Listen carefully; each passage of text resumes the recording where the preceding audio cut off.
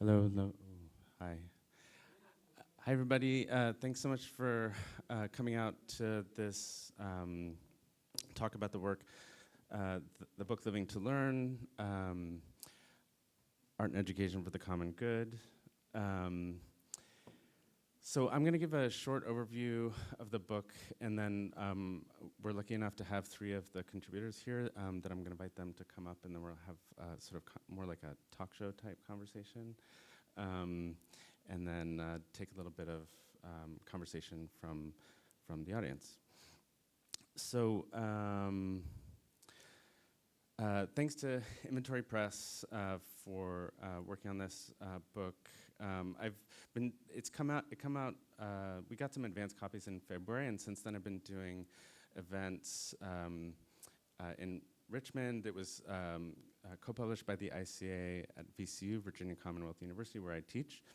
And we have a campus in Doha, Qatar, and did an event there, also in Cali, Colombia, in Austin, Houston, RISD, Tulane, and New Orleans, and then next doing an event in Mexico City at SOMA, which is also featured in the book. So the three contributors that are going to be here are My Barbarian, represented by Alexandro Segade, also Rodrigo Valenzuela, and Dominic Willsdon. This is actually a project that started over 4 years ago, conversations with Dominic, who was the director of the ICA at the time, and he had this idea of having a triennial that would sort of revolve around the notion of education. And we worked together with the then senior curator, Sarah Rifke, on sort of developing what it might look like to do a project like that. Then a couple years later, they both left the institution, and we had gotten some funding from the Tiger Foundation. I went to them to try to see if we could turn this into a book, and that's what we did to kind of extend that research. So the book addresses contemporary art as a site for learning, and I use learning as opposed to teaching as a definition of education. The idea of the common good is building on the belief that learning practices bring people together to build a public. There was an ambition of education that was fundamental to democracy in the US and Europe in the 18th and 19th century, along with post-colonial nation building in Latin America and the Middle East. But as we all know, in the 20th century, there was a recognition that these utopian ambitions often failed to live up to their intentions. So this led to a lot of initiatives in the 20th century, like Black Mountain College, which is featured here, that were informed by a number of ideas tied to radical pedagogy, the belief that learning is a more ethical position to address power relations in the classroom and the institution. So the book begins in the 21st century, building on that tradition, looking at global practices over the last 25 years. It includes commissioned and reprinted essays, interviews, roundtables, and artist projects. There are 5 sections, and the first one is about alternative arts organizations. So in the 21st century, a lot of these practices were referred to as the educational turn. They were built on the radical pedagogies of the 20th century. They were often dematerialized with a focus on discourse. They were often critical of society in different ways. They were anti-racist, decolonial. They were critical of market-based practices, both in art practice and museum practice. So many of the books and exhibitions that had come out when I started working on this, focused primarily on Europe and the United States, but there were many global practices that Living to Learn looks at, like SOMA and Mexico City. So the regional focus of the book is based on the Americas and the Middle East, because that's my own, where my professional background is, and where most of my experiences have centered. So I've taken groups of students to Mexico and Brazil to give students in BFA and MFA programs a traditional learning environment, the opportunity to learn from alternative educational organizations. So another trip of this went to Capacete and Rio de Janeiro, which is featured as well. One example of some of the new work that this book covers is a survey of alternative education initiatives in the Arab world by NG Sarhan. One of them that she talks about is Ashkalawan, which is also featured in the book with an interview with Christine Tomei, who's the founder and current director. Another example of this that's in the book is Campus and Camps, which is a project by Decolonizing Architecture that was established in the Daesha refugee camp in Palestine. And one thing to note about this image is that you see a bunch of people with in some chairs, reading, talking around a table. And one thing that education as a practice often comes up against is something very similar to social practice, where the majority of the images of what happens actually look like a bunch of people in a room talking. So the images actually look a little bit similar, which is why the book has very few of them. Another sort of formal device that a lot of these alternative organizations have, like Lugarudas in Cali, Colombia, is that they often are structured around some basic things. There's a library, a table and chairs, and a kitchen, and usually that's the formal architecture that ends up bringing things together. Another group that's featured is Black Ground Lab in Cali, Colombia, which was co-founded by a former colleague of mine, Beatriz Balanta, who left academia in the United States to go back to her native Cali to found Black Ground Lab, an organization that really is dedicated to culture of the African diaspora. Another one of these organizations called RAO, which looks at, it's an itinerant school in the Caribbean that's meant to gather different island nations to imagine the possibility of an Antillean confederacy.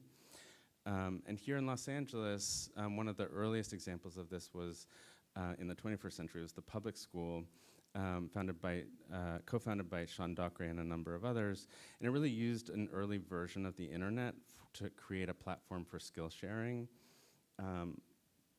Later, about 20 years later, Dark Study, which was co-founded by a former VCU colleague, Caitlin Cherry, was also an online school that was constructed to allow for the possibility of skill sharing in a way that often was predicated to be free, an alternative to student debt.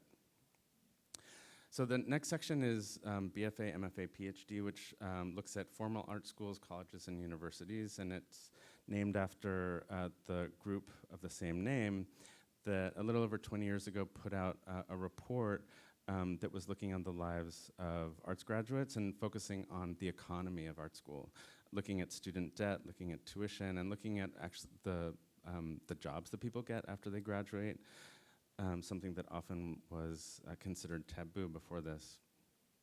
So that group really comes out of the financial crisis in 2008 and Occupy in 2011, and a number of the essays in the book actually really focus on this as a really crucial moment of the last 25 years, specifically the ways in which public education has increasingly become privatized.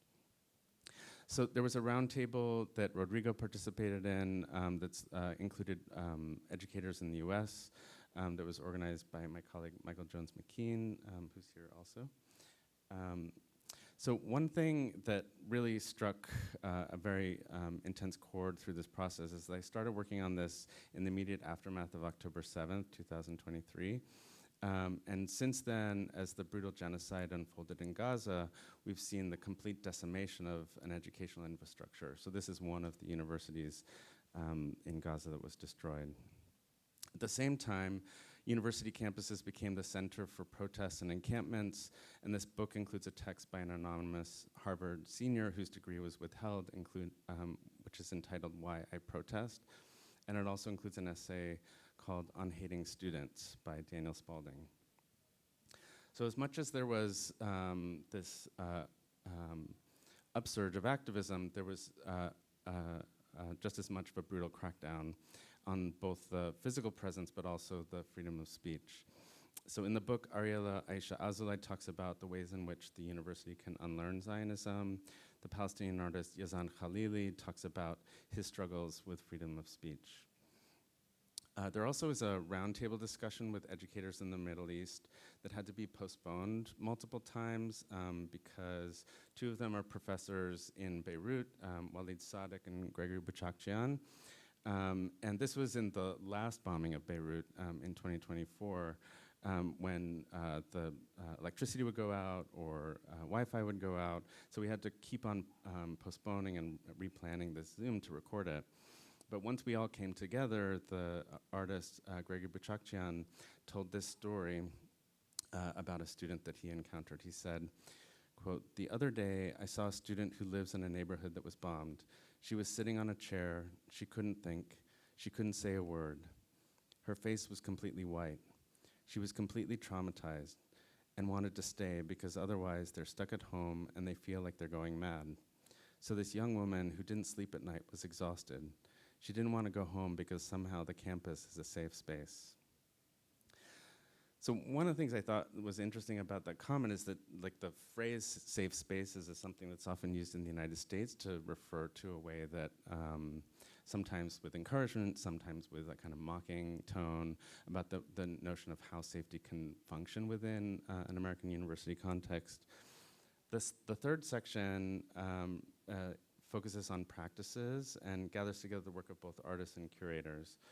So one of them is my colleague Cara Benedetto, who addressed school shootings in the United States, just as a reminder of different kinds of violences that also exist here. Camila Janan Rashid's project is a score, but also an interview that I did with her talking about her background as being trained as an educator outside of art school. The Brazilian artist Jonatas de Andrade made a series of prints based on the radical pedagogy of Paulo Freire. And similar to that, my Barbarian, who we'll talk about in a moment, focuses on Freire, but different than pedagogy from Freire's Pedagogy of the Oppressed. The focus here is theater of the oppressed, and specifically looking at the ways in which theater workshops can help training for a different kind of public. So Sarah Rifki in this section describes 6 years of independently organized projects in Egypt before, during, and after the revolution. There's a couple of entries about the Project Picasso in Palestine, in which a school in Ramallah was turned into a museum. And then the fourth section is on museums and biennials, which often have both a dedicated education staff in addition to curatorial staff. So I talked to the head of education of the Sharjah Biennial, the head of education for the São Paulo Biennial, and in this conversation we focused a little bit on an overlap with another artist project, Decolonizing Architecture, the same group that had done the project Campus and Camps, as a part of the 2014 São Paulo Biennial, did a project called the Tree School, which was a collaboration with Grupo Contrafile, a Brazilian collective that focuses on quilombos, or maroon towns or free towns, where escaped enslaved people sort of developed these extraterritorial communities. And the idea of the school was to kind of compare the quilombo with the Palestinian refugee camp and think how both exist outside of a state-sanctioned system of law. The last section is about sustainability, and it really is trying to find a way to think about not only ecological sustainability, like the artist Hope Ginsberg, but also institutional sustainability, looking at a mode of collaboration between Raw Academy, an alternative arts organization based in Dakar, and the ICA Philadelphia, an academic museum in the United States, thinking about the ways in which a small alternative organization from the Global South can actually collaborate and lend some new forms of knowledge, but also learn back from a more institutionalized form in the Global North.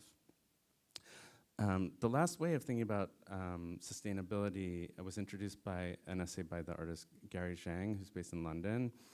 And he looks at this idea of financial worlding, thinking about the future orientation of both education and financial speculation, thinking about the ways in which one can actually sort of learn from the other. So to think about the future, a kind of future-oriented way of thinking about education might be something that could sort of change the way in which we think about its present. Okay, so that's the overview.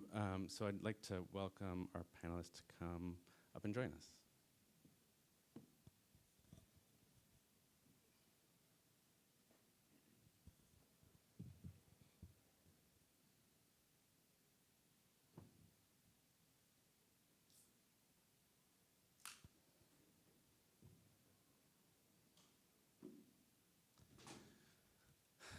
I feel like I'm rushing because this is like less than an hour to like put a lot of, to pack a lot of stuff into it.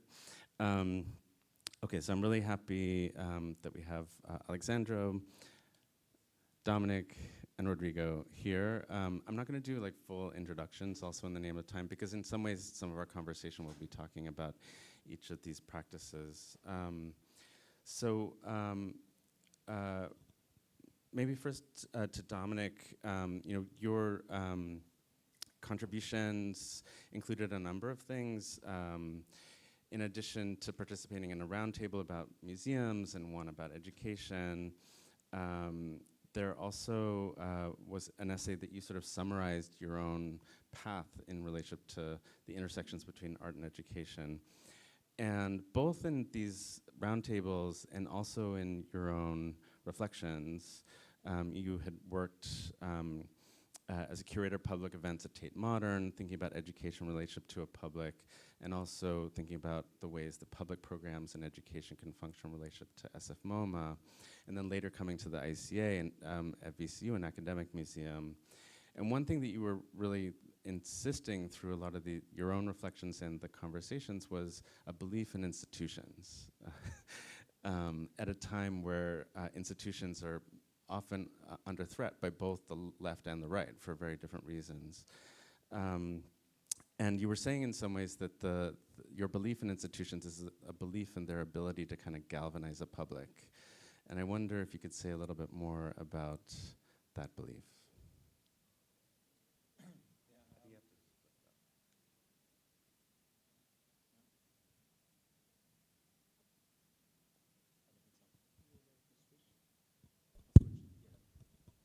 Okay. Well, first of all, Noah, it's great to be here with you, remembering the origins, the first conversations that stand behind, the great book that you've done here. Yeah. So, it's wonderful to be part of the book in the way that you've invited me to be across the four texts, the two conversations, museums, biennials, the one I wrote, and also a reprinted essay that I co-wrote with Monica Hoff for the Mercosur Biennial in 2013. So to your question, the belief in institutions, the relation to institutions, a lot of this is biographical contingency. As anybody who's seen the book and had a sense of it, the historical origin of a lot of what's here is like the early 2000s, and what is referred to a number of times as the educational turn. You spoke about it a moment ago, and I was coming into just the art world at that time. The chance to have that job at the Tate. The Tate was new. The Tate Modern was 3 months old when I joined it. There was both within artistic and curatorial practice broadly, there was a greater interest in educational practice and a sense of the higher status of education, or of the grammar, the rhetorics, the kind of the modes of education coming to within art, and then within the major, huge institution that I happen to have joined, there was also a kind of an attempt to put educational programming on a par with exhibition curating. So we were all curators. Anyone who did programming for Tate Modern in those early years was a curator. So there was a sense of all of this is cultural practice of one kind or another. And this was in the UK, where you do have, as in other parts of Europe, you do have, the not just institutions, but public sector institutions are are the central platform for a lot of what happens in contemporary art in the way that's not the case in the United States. So part of what you're describing is that being wedded or being still being attached to the belief in institutions. As partly I come from a place where institutions did things and had a standing in contemporary art that maybe is less the case there now, and maybe hasn't been the case in the United States for a long time. I think the other thing, looking through the book in the recent days, the things that for me, and then I'll hand over to others here to say a few words, but the elements that the points of entry that I had into the discussion overall, one was to do with that, the public sector and the institution. One was to do with the biennial and what the biennial can be, and I'm now responsible for. I'm in documentary film now. I run an organization for documentary film, and so that sense of how film festivals operate in ways parallel to the biennial has been interesting to me. How film festivals function as educational institutions sometimes might be something we could get into a little bit. But and also actually maybe one other thing for now that Sarah Rifke, as you say in the book, used to say to us back in the day when we started on this, every artwork is a school. And used to push back on that. Used to be like, I'm not sure every artwork is a school. But now in documentary film, I think every documentary film might be a school. So it's funny how it's sort of, I'm in a new chapter of all the things that we discussed here. Thank you for that. Okay, so Rodrigo, you participated in this conversation, as I mentioned, that would gather together a number of different educators, really kind of grappling with like the idea of being an artist, because you are an artist, but at the same time you teach in an institution, and one of the things that came up are sort of ways in which the institutionality of the university sometimes can feel like something that pushes back up against the more utopian ambitions of teaching, or maybe why people start to teach in the first place. And one of the things you talked about is trying to kind of shift the cohort of like what kinds of students are gathering to be a part of the MFA program, but also saying that in order to shift that cohort, you kind of have to raise money to allow for people who maybe had come through community colleges or through state schools as opposed to more kind of elite private schools. But to be able to enable that ambition, you sometimes have to raise money. And one thing, this is a quote from that you said in this roundtable. You said, "There's no good money when you need $20 million for an endowment." So the question is like, what you were pointing to is this real struggle that I think anybody who's trying to grapple with these tensions has to deal with. So I wonder how you continue to navigate that, or can say a little bit more about how you deal with that tension. Yeah, it's complicated relationship with money or hierarchies, right? Because if you go slowly through all the pickles that we get, is one. I want to make sure that, because we teach in a UC system, right? So we have a kind of like a mandate of educating as many people as we can that would not have access to this quality of education, right? So running the photo department, or I make sure that people don't come from this kind of like standardized systems where they did undergrad at Cooper Union or MICA, and then they moved to UCLA, and they really get into this kind of like, so really look at the quality of the work and really make sure that I have the tools to understand where somebody from Channel Islands can come, like, or Arizona State may come, like, it's like teaching myself a different kind of consciousness to evaluate what can be contemporary art is very important, right? So I entered, and then I give this opportunity to this amazing artists that probably are third generation, or probably they are, having a part-time job or kids.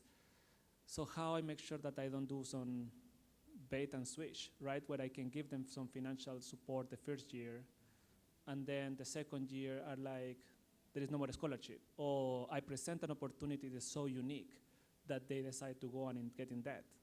So you have to be always negotiate with that condition. So it's complicated because we have some fellowships. I have gotten really good at writing those fellowships, so half of my students can get the full ride, but it's not standard. I cannot promise. I have to write those applications myself and really put a lot of, I'm not a good writer. English is not my first language, so and then you have to fundraise for those people, and also negotiate that people that join the program can do that. And sometimes it's complicated because the artists that you can hire to do some fundraising also will be part of a class or in touch with a class that maybe doesn't help to empathize with the necessity of the students, right? So it's a very complicated network of like when you dip in and out of the system and how you can actually keep both feet in both places. And it's hard because in the past we have faculty that they were really, really good because they came from some different like infrastructure, right? Anybody that went in the schools in the 80s or 90s, galleries would come to like, show with me, right? So they've been showing in Reagan projects since the 90s, or they've been showing at like these galleries, right? So it's really complicated to know that like they've been socializing with those collector class, but like I don't, but not because I don't want to, it's like I'm the one with my friends doing well, like I don't have like, it's just like I don't have the language for that, and not because, so my priority right now is not only considering that money probably will not come from like, how you break it down to the grad students or to the grad students that like, you can have free tuition or protest the money where the free tuition come from. But it's gonna be very rarely that you get both. Like a really only person that give you money so you cannot be in debt for the rest of your life. So, part of you as an adult, you are like, just get education. In 20 more years, you're not gonna be paying student loans and you will not remember that you were angry at who the protest. But then you have to like also not be that cynical and be like, it is, as an institution, we should like guard also what kind of like spirit we want to promote. So it's complicated. But for me right now is to figure out how to not put the temptation on young artists to get in debt. And we figured it out year by year. So, but I don't know if the system, you guys have a huge department. Yeah. So you need a lot more money than us. Well, I mean, we actually have a very small graduate cohort compared to you, actually. I mean, I went to UCLA for grad school, so things you're describing are very familiar. But one of the reasons I chose it was, of course, because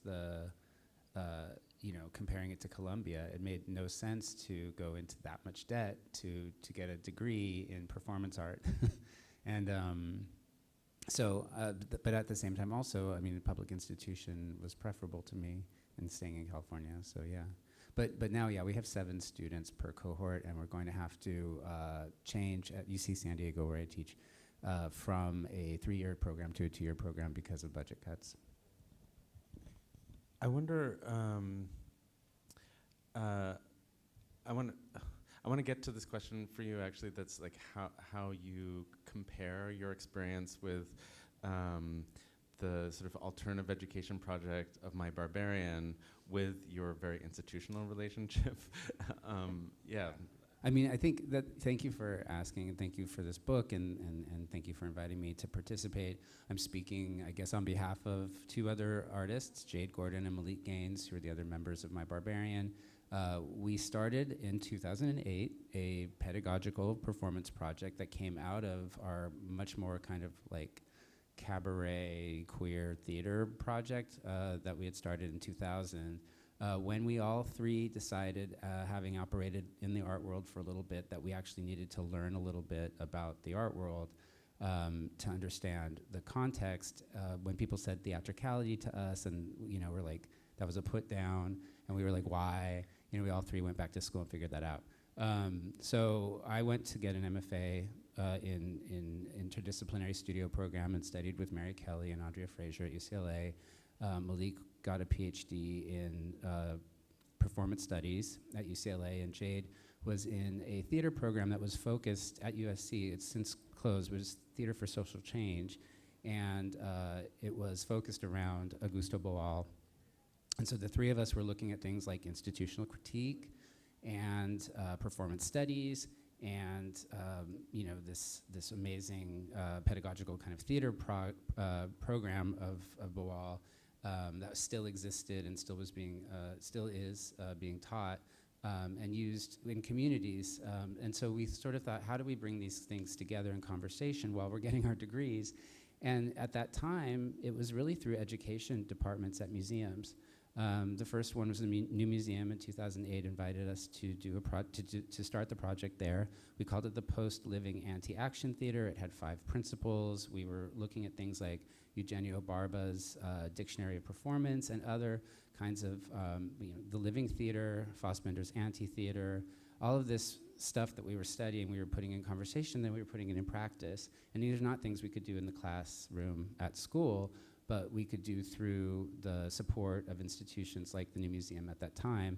And then we traveled it around, and it went to different countries, different institutions, often working within the education department. And a lot of performance existed in education and public programs at the time. We weren't really even allowed into the gallery a lot of the time. I think they thought we were gonna break everything. So they put us in these rooms that looked like the ones you've shown. But we usually cleared the tables away and got people moving. And made some costumes. But that was kind of the birth of it. And I will say that, it's a very different thing to be able to learn that way, because we really weren't teaching people things. We were working with the communities to make something together. We were really the ones who were learning. And I think we didn't fully understand at the time. We were watching things kind of change. We had been invited a lot to places to make performances. But in 2008, we started to notice a change. Of course, the economy around art was changing. The kind of like festival environment was changing. And in some ways, I think we were making the work as a kind of commentary on the shift to that learning model or education. And so there are things in the post-living anti-action theater, like instead of institutional critique, it's inspirational critique. I mean, these things were kind of jokes. But at the same time, they were practice, and to this day, I think we think very much about what could inspirational critique mean, and this idea that we are part of the institution when you accept the invitation. So how do you shift things from that position? It's not exactly inside, you're kind of a guest, but is there a conversation you can have where we can use the critique to inspire some kind of possibility? And I still basically believe these things, but I have been teaching at institutions since then, and graduated with the MFA, went right into teaching in MFAs, taught at Bard College, taught at Cooper Union, taught at Parsons and Hunter for a long time, kind of, itinerant teacher, moving from one to the other. And now I'm at UC San Diego, and now I'm, tenured faculty and trying to keep something afloat that is, let's just say, it has a lot of headwinds and very choppy waters. Maybe we'll circle back to those choppy waters in a little bit, but you brought up a couple things I think that Dominic had addresses in the book of that moment of like education spaces really being fertile ground for the kinds of work you're talking about with My Barbarian. Yeah, you were at SF MoMA when I was there. It must have been 2008, 9, something like that exact moment. I mean, I think if I think back to now at this distance, why were those conditions? Why were those the conditions? And I think it was a couple of things. One was that was the era when museum leaderships and really started to feel that attendance could be driven by events. There was an eventization of the museum. And museums had to be constantly changing as well, always making news, as opposed to a generation earlier where the paintings are just the paintings, they're in the room, they're always in the room, go and see the paintings, you know. So some of us who moved into that education and like live culture space curatorially took that as an opportunity. We weren't ultimately delivering the audience goals that those museums thought they were going to get, but there was a window of opportunity that there was quite sort of friendly to live practice generally. And I think the other thing that this is getting really a little bit under the hood is that those departments, my department, for example, at SF MoMA, we were in control of our own budgets. And we didn't, the curatorial decisions didn't run through the main kind of artistic education programming. So it was like it was almost like we were affiliated to the main artistic direction of the museum rather than being in it. And I think it's been the case, there have been different times in museum history where that's created opportunity. I did, let's see, I think previously Anthony McCall, you know, like the sort of live film projection.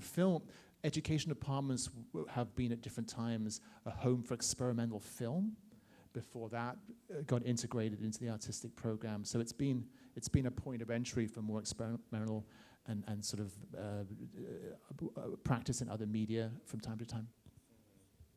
Was that because, I mean, it's, on the one hand, what I hear you saying is that it's leaning into the museum as an event space, like this new ambition, but on the other hand, that it didn't seem to be associated with the same kind of investment of capital that like objects in a gallery might, and you know, that would get a similar kind of attention from board members. Well, it's outside of that economy, and if you've got funding, your funding is coming from grants more. It's not, you're not that integrated with the collector community or among the trustees. Share like a really quick anecdote that kind of touches on that.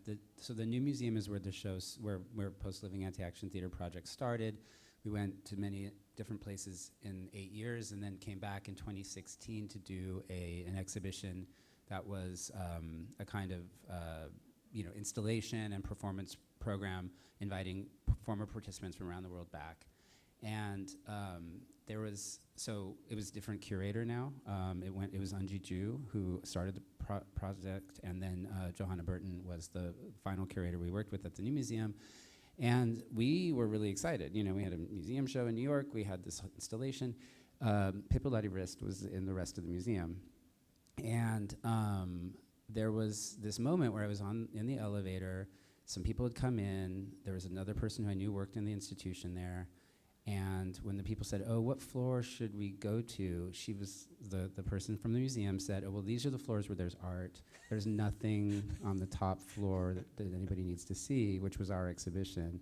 And so I think there was a sense at that point, by 2016, that the education programming was not part of this program anymore. And I don't know what the museum looks like now, because I know they've redone everything, but I think that little gallery they had at the top was contested, and partly because it was outside of the major curatorial program of the institution.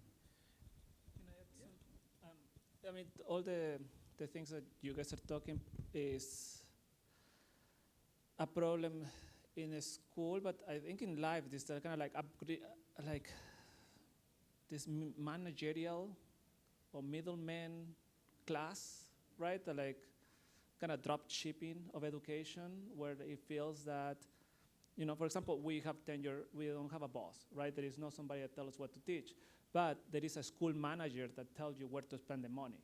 And they spend the money really shift the level of education you can have, guest speakers, et cetera, et cetera, et cetera, right? So it feels like, and in the same museums, the board dictate a lot of the exhibitions they show.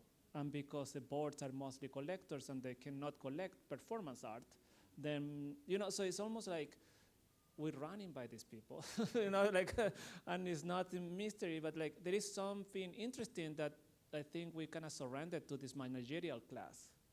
and there is no a school from the learning to the exhibition to, regular day jobs. There are, again, the yield power to the management, and which have like very input into, usually they come from areas that have no involvement into the education, Like pedagogical, no education or like grassroots. So like which led me to the part that is interesting to I mentioned, I think, at the talk about like I'm involved with Escohigan a lot and with the VEMIS Center for Contemporary Art, and I also taught at BART, but those places like, the Succession in Vienna, there is fewer and fewer where they're like artist run or artist based, and I think the kind of donation of more successful artists really helped the place to keep living almost as a utopia.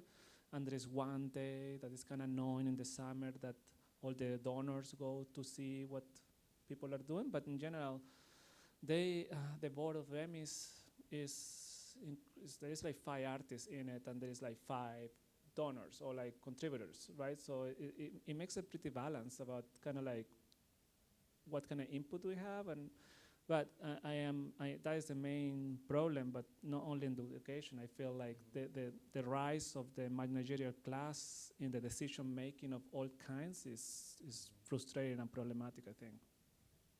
But yeah. Alex, were you going to say something? I saw you grab. I think that is more the case in university, in actual educational institutions than in museums. I mean, I definitely see it. I used to work at VCU with you, of course, and you see the split. You see the 2 cultures of faculty and administrators, and that's just a rift through the whole organization. My sense in like museums and art places, it's more about just different artistic visions and even different sense of what the tradition of art is that divides people. So not antagonizing about this thing. It's like is a myth of collusion, right? A lot of the time people think that there is a shadowy collusion, but really people don't need to collude when they know that is what is good for you, right? So it's not mystery that like why there is only solo shows for successful artists, why these curators are not putting complicated group shows consistently, right? There is no, that they know secretly that if they wanna keep having a job where people keep donating money, then the blue chip artists need to show. So it is consistently that like they are not, so you don't need to collude, you don't need to be told what to do when you know what is good for you. And so like that is to me the big problem is like we see it in the long run, not. Yeah, I mean, I think that this idea that you're raising, Rodrigo, this idea that it's like tied to like these are questions not just for universities or museums, but this is how life works, right? And this is something that comes up again and again through different voices in the book. Is that like, it's not just a utopian idea of like democracy and education, that like literally the success or failure of our democracy is found in the ways in which these public institutions function, museums or universities. So I just wanted to, did you want to say something? If I could, yeah, please. just something quick. I mean, the 5th principle of the post-living anti-action theater was mandate to participate. And one thing we thought about with that was that the project was being made in collaboration with the people who were part of the workshop. There was never going to be a final work. Everything was going to be workshop, and then the final workshop was presented to a public. The idea of mandate to participate was never that collaboration is in and of itself good or bad necessarily, but that there are different ways to think about it, and that we were collaborating with an institution, which means maybe you are collaborating with the board of directors in that moment, or maybe you're resisting them from within, but that, we can think about this on the micro level or on the macro level, what's happening in the room or what's happening in that society. And having worked in the Middle East, in parts of Europe, in Mexico, we saw that whatever conflict was happening outside of the room was also being reenacted inside the room. And so I just want to kind of say that like that's an acknowledgement that that's the case, and that was what in many ways the work was about. So, I just wanted to add an addendum to the anecdote. I did in that elevator say, no, there is a really great show on the top floor. So you can resist from within. Okay, so I wonder if anyone in the audience has comments or questions.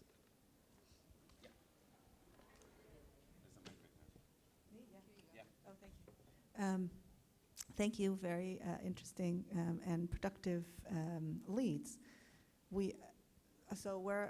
I'm with Semiotext, and we have this book by Francois Toskelis, Healing Institutions. So this idea about institutions, he directed this insane asylum in Saint-Alban during the Second World War, and was part of an anti-psychiatric movement that then led to Guattari and Laborde and Uri, this kind of, but the idea that you can actually heal institutions, and that there was a kind of moment of grace within general crisis of war, which I guess we're in now, that the institution, that place was somehow a site for experimentation within the general social disaster. So maybe that's an interesting thing.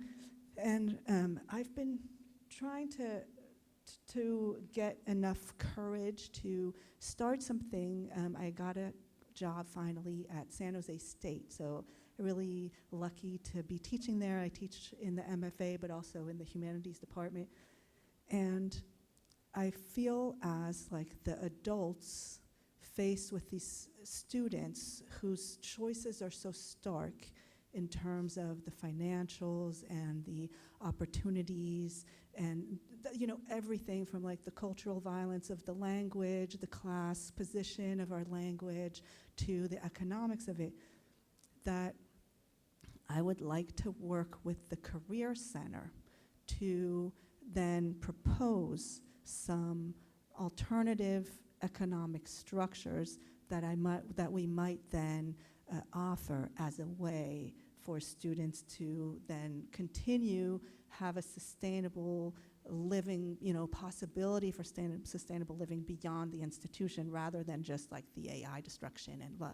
But so it's something that I would really like to figure out how we could do. So kind of saying, please, would love to be able to talk about that, what that might mean, regenerative economies, circular economies, because I feel that now that's kind of our responsibility.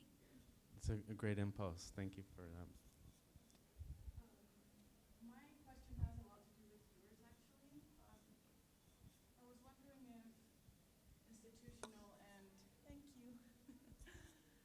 I was wondering if and how market and institutional pressures inform how you teach. Does it inform the outcomes that you expect from your students?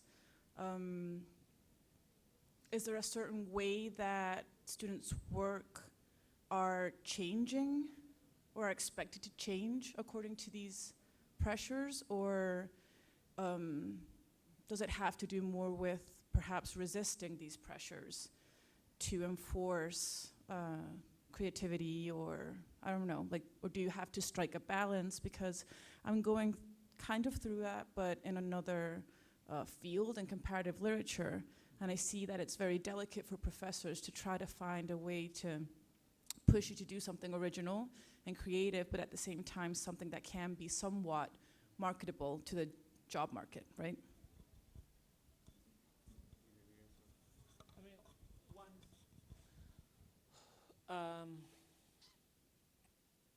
Well, very tangible example is right now I'm teaching a class of professional development.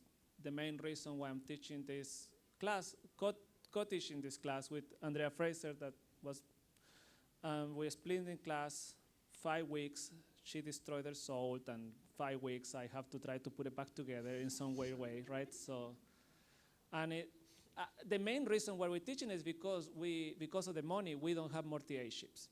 Big part of the reason that people would come to teach at the state school is because they would get a world-class education, but also get some teaching experience. So they can go and apply with those syllabi as TAs, or maybe apply to their own schools. So they were building a CV in a professional manner so they could make sustainable career, right? But because we don't have any more TA-ships, so we eliminate 20 out of 60. So we decided to teach this class because at least we want to try to figure out how to make it sustainable, right? And we both come from a very different perspective. Andrea does this more resistance to market, where she is an incredible writer, so she figured out a way to make these events in public spaces where she's consistently in the educational departments, or in, she's a big part of the Whitney program, kind of educational model, little things like that, right? But I was an immigrant, and I just don't have a house and don't have a family or a school here, so I mostly made my career through residencies and kind of living for free and pasting together little things, right? So we are kind of both teaching them how to make a living outside of the kind of market. I'm a photographer that doesn't really sell.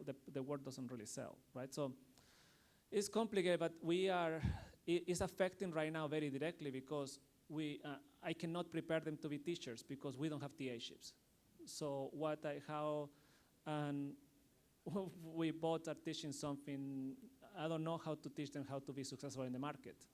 So the only thing I can teach them is how to put together a good budget and how to manage their output depending on these constrictions, and how to try to live for free, but it's very unsustainable. But again, I don't think escaping the market is a solution. It's trying to really be able to give as many perspectives so they can see their own matrix, I don't know if that is like.